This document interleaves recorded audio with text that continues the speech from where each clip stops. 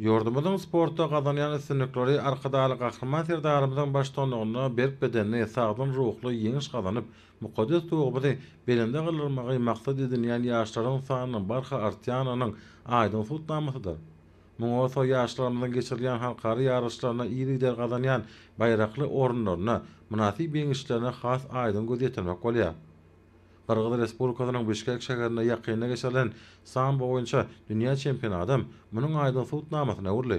70 döwletden 400-den gowrak turganyň gatnaşmagyna geçirilen bu awraýly ýarışda ýyleşlemez jemi 8 medal gazanýarlar. Sewaş sambo boýunça Medina Aýdogdyýewa 54, Owunç Begaliýew 98, Hakberdi Jumaýew 58, Sabina Agajanowa 80, Muminjan Arzykulow 70 kilogram agranlarda final tutuşuklaryna çykyş edip baýrakly ikinji orna we kümüş medala munasyp bolýarlar.